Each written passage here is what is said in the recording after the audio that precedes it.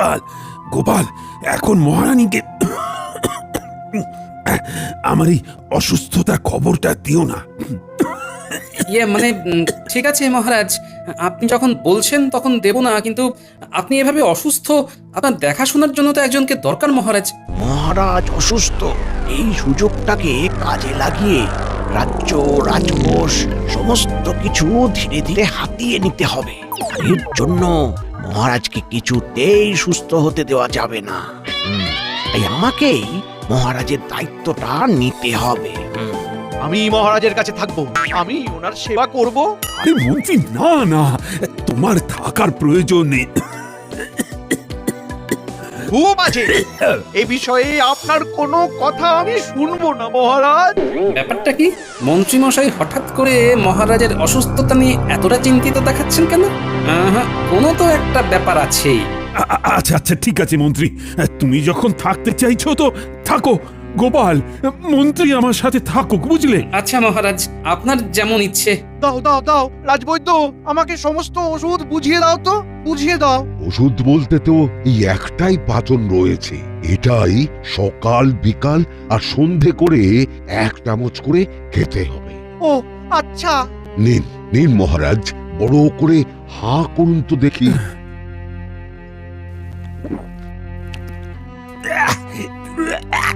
ইস, কি তিতো!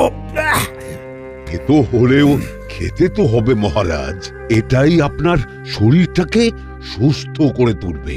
সারাদিনে 3 বার করে কিন্তু খেতেই হবে।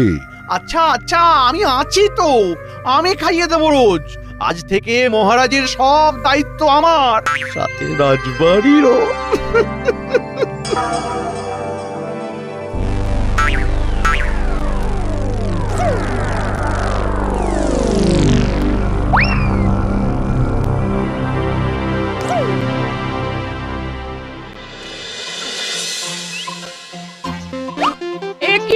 তুমি আবার করে ওই কেচে তুলে রাখা মার দেওয়া ফতুয়াটা পড়ছো কেন?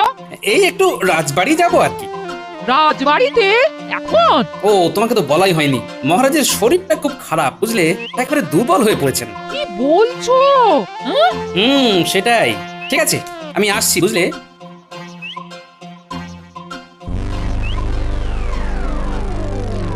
পাচন খাওয়ানোর সময় হয়ে গেছে, কিন্তু এই পাচনটা খাওয়ালে তো মহারাজ ধীরে ধীরে সুস্থ হয়ে যাবেন, কিন্তু সেটা তো কিছুতেই হতে দেওয়া যাবে না।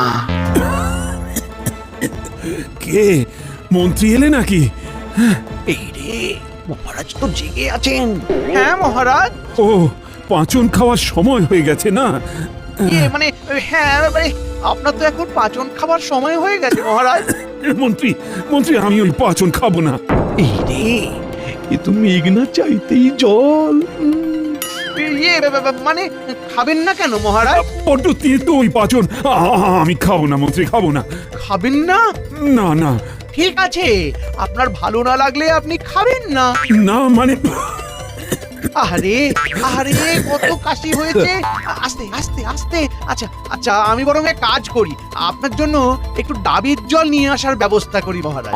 ডাবের জল খেলে দেখবেন আপনার খুব ভালো লাগবে, ঠান্ডাটা আরো ভালোভাবে বুকে বসে যাবে। কি বলছেন মন্ত্রী মশাই? মহারাজের ঠান্ডা লেগেছে আর উনি এই ভর সন্ধ্যেবেলা ডাবের জল খাবেন? হ্যাঁ, কিন্তু ওটা আবার কোথা থেকে এসে হাজির হলো? আরে না না গোপাল, আসলে মানে মহারাজ। এই গোপাল, কিন্তু কিন্তু তেতো পাচন আমি খেতে পারবো না। আচ্ছা আচ্ছা, ঠিক আছে, ওই পাচন আপনাকে খেতে হবে না, আমি দেখছি বৈদ্য মশাইয়ের সাথে কথা বলে যদি এই পাচনের বিকল্প পাচন কিছু পাওয়া যায়। সব পরিকল্পনায় জল ঢেলে দিল এই টেকো।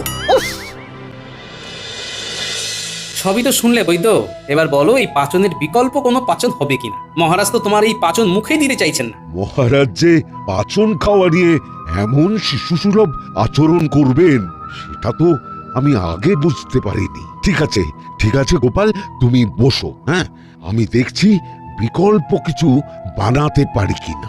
আচ্ছা।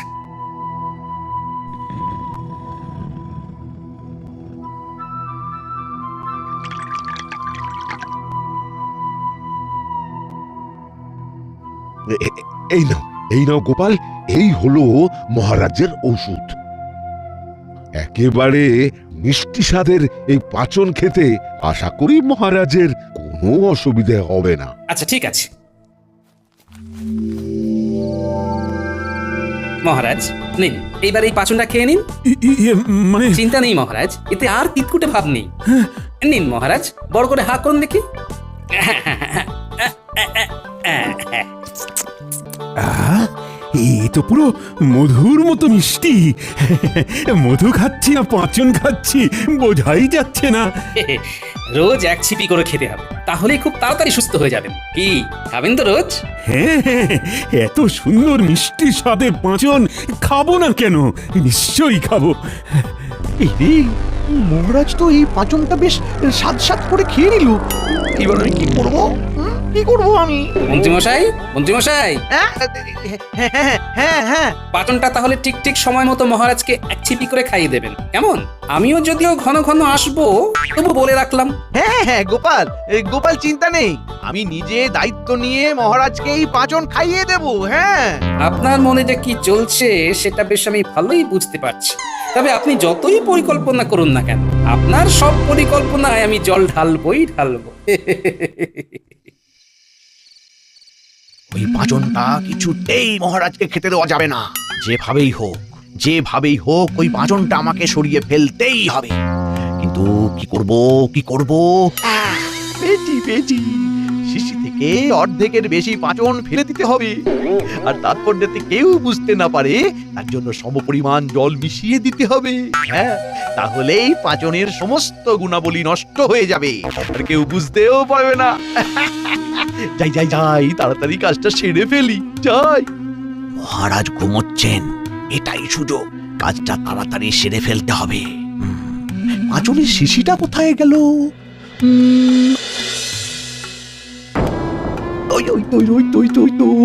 ওখানে। এইবার এই পাচনটা অর্ধেকের বেশি ফেলে দিতে হবে। কি সুন্দর গন্ধ, গন্ধ শুনেই মনে হচ্ছে দারুণ খেতে হবে। একটু চেখে দেখি তো। আহা, কি দারুণ স্বাদ! এত সুন্দর পাঁচন ফেলে নষ্ট করব কেন? এক কাজ করি, পাঁচনটা বরং আমি খেয়ে নি।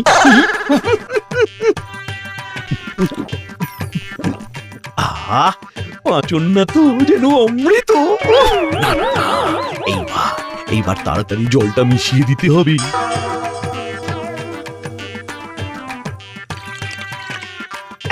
ব্যাস, কাজ শেষ, এইবার মানে কেটে পড়ি। মহারাজ, আরে গোপাল যে, এসো এসো। কেমন আছেন এখন? এখন একটু ভালো আছি। ওই কালকের পাঁচন খেয়ে আগে থেকে অনেকটাই সুস্থ বোধ করছি। আজ সকালে খেয়েছেন তো? না, এখনো খাওয়া হয়নি। মন্ত্রী তো এখনো আসেইনি। কি বলছেন? মন্ত্রীমশাই এখনো আসেননি? এত বেলা হয়ে গেল, মন্ত্রীমশাই সঠিক সময় পাচনটা খেতে বলেছেন, কি যে করেন না মন্ত্রীমশাই। এই জন্য আমি কারোর উপর ভরসা করতে পারি না। দাঁড়ান মহারাজ, আমি আপনাকে পাচনটা দিচ্ছি।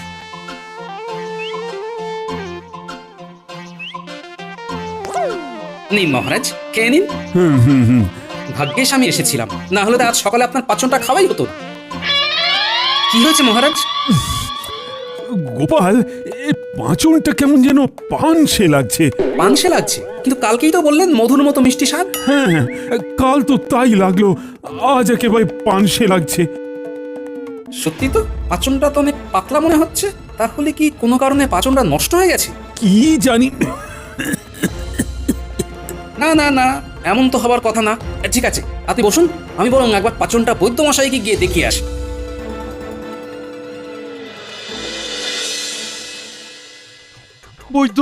বৈদ্য, আমাকে কোনো একটা পাঁচন দাও।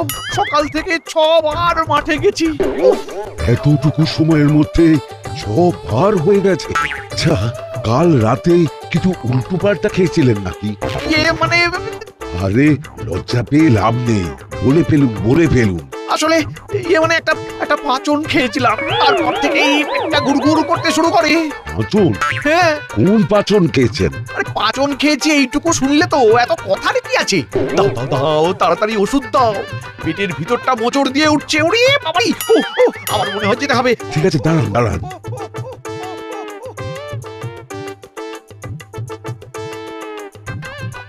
নিন নিন, এইটা খেয়ে নিন। এটা খেলেই কমে যাবে? আশা তো করি। ঠিক আছে বৈদ্য, আমি তাহলে আসছি। আর না কমলে কিন্তু আবার আসতে হবে।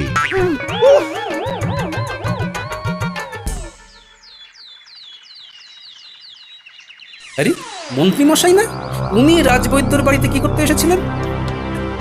আরে গোপাল যে, কি ব্যাপার? এই মন্ত্রী মশাই কি করতে এসেছিল? কি বলে ওই কোন পাঁচন খেয়ে পেট ছেড়ে দিয়েছে, তাই ওষুধ নিতে এসেছিল। পাচন খেয়ে পেট ছেড়ে দিয়েছে? কোন পাচন? তা তো বললো না। ছাড়ো তো ওনার কথা। মহারাজ এখন কেমন আছেন? আমি ভাবছিলামই একটু পরে মহারাজকে দেখতে যাব। আরে মহারাজের জন্যই তো এসেছি তোমার কাছে। এই যে কাল যে পাচনটা দিয়েছিলে সেটা দেখো, আজকে কেমন পাতলা হয়ে গেছে। কি পাতলা হয়ে গেছে? কই ওই দেখি দেখি। হ্যাঁ, মহারাজও বলছেন স্বাদটাও নাকি পানসে হয়ে গেছে, যেখানে কাল নাকি মধুর মতো মিষ্টি ছিল। আরে আরে এ তো জল মেশানো হয়েছে। কি বলছো? হ্যাঁ, এই শিশি থেকে বেশ খানিকটা পাচন বের করে কেউ জল মিশিয়ে দিয়েছে। কিন্তু কে জল মিশাবে? সেটা তো আমি জানি না গোপাল। কেউ হয়তো চাইছে না যে মহারাজ সুস্থ হোক, তাই হয়তো ইচ্ছে করেই এই কাজ করেছে। আচ্ছা আচ্ছা, দাঁড়াও দাঁড়াও, আমি তোমাকে মহারাজের জন্য আরো একটা পাচন বানিয়ে দিই। আচ্ছা রাজবৈদ্য, আমাকে একটা কথা বলো তো, মহারাজকে তুমি যে পাচনটা তৈরি করে দিয়েছিলে সেটা যদি অন্য কেউ বেশি পরিমাণে খেয়ে ফেলে, তাহলে কি কোনো রকম সমস্যা হবে? সমস্যা হবে মানে একেবারে পেট ছেড়ে দেবে। এক ছিপির বেশি এই পাচন কোনোভাবেই খাওয়া যাবে না। কি বলছো গোপাল? আমার পাঁচনে কেউ জল মিশিয়েছে? আগে হ্যাঁ মহারাজ, রাজবৈদ্য তাই তো আপনার জন্য নতুন করে পাচন বানিয়ে দিল। কিন্তু কে এই কাজ করতে পারে? জানি না মহারাজ, তবে যে এই কাজটা করেছে কাল রাতেই করেছে। ছিপির বেশি খেয়ে ফেলে তাহলে তার পেটের অবস্থা বেহাল হয়ে যাবে। আচ্ছা মহারাজ, আমাকে একটা কথা বলুন তো, কাল রাতে আমি চলে যাবার পর মন্ত্রীমশাই কি এখানেই ছিলেন? হ্যাঁ, এখানে তো ছিল। তারপর আমি ঘুমিয়ে পড়লাম। কখন যে চলে গেছে তারপর আমি ঠিক জানি না গোপাল। কাল রাতে আপনার পাচনে কেউ একজন জল মেশালো, আর আজ সকালে কোনো এক বিশেষ পাচন খেয়ে মন্ত্রীমশাইয়ের পেট খারাপ হলো। সবকিছু কোথাও যেন মিলে যাচ্ছে মহারাজ। তাহলে কি মন্ত্রী? কি হয়েছে মহারাজ? এইভাবে আপনার অসুস্থ শরীর নিয়ে সবাইকে আবার ডেকে পাঠালেন কেন? কারণ আছে মন্ত্রী। আজকে তোমাদের এখানে ডাকার একটাই কারণ। কি ব্যাপার? মহারাজকে দেখে মনে হচ্ছে খুব রেগে আছেন। ঘটনাটা কি? কাল রাতে তোমাদের মধ্যে কেউ একজন আমার পাঁচনে জল মিশিয়েছিল, যাতে ওই পাঁচনের গুণাবলী নষ্ট হয়ে যায়। পাচনে জলের ব্যাপারটা মহারাজ কিভাবে বুঝে গেলেন? না না না না, ব্যাপারটা সামাল দিতে হবে। তোমাদের মধ্যেই কেউ একজন এই কাজ করেছে। না না মহারাজ, আমরা কিচ্ছু করিনি মহারাজ। মহারাজ, আমার মনে হয় আপনার কোথাও ভুল হচ্ছে। কেউ কেন আপনার পাচনে জল মেশাবে? কোনো ভুল হচ্ছে না মন্ত্রী। রাজবৈদ্য নিজে বলেছে আমার পাঁচনে জল মেশানো হয়েছে। ওহো, তাই নাকি? তাহলে এই প্রহরীদের মধ্যেই কেউ একজন করেছে। হ্যাঁ, এই এই এই বল, কে করেছিস? বল মহারাজ। মহারাজ, আমাকে একদিন সময় দিন, আমি নিজে দোষীকে খুঁজে বের করব। কে করেছে সেটা জানার জন্য তোমাকে আর কষ্ট করতে হবে না মন্ত্রী। গোপাল, প্রণাম সাধু বাবা, প্রণাম। ইনি কে মহারাজ? মন্ত্রীমশাই, ইনি হলেন ভুবানন্দ বাবা। ইনি ভূত ভবিষ্যৎ সব বলে দিতে পারেন। বাবা, বাবা আপনি কিছু একটা করুন বাবা। এই রাজপ্রাসাদের মধ্যে কেউ আমার ক্ষতি করতে চাইছে। আমার সেবা যত্নের দায়িত্বে ছিল মন্ত্রী আর রাজবাড়ির প্রহরী, আর কর্মচারীরা সব সময় তো এই বাড়িতেই থাকে। তাহলে তাদের মধ্যেই কেউ আপনার ক্ষতি চায়, এটা নিশ্চিত হওয়া গেল। একজন আছে যে মহারাজের ক্ষতি চায়। বাবা, আপনি তো সব জানেন, এবার আপনিই পারেন ওই দোষীকে আমাদের সামনে এনে দিতে। ধরা পড়ে যাবো নাকি? টিং টিং ছট ফট হা, হা, হা, হা, হা, হা, হা।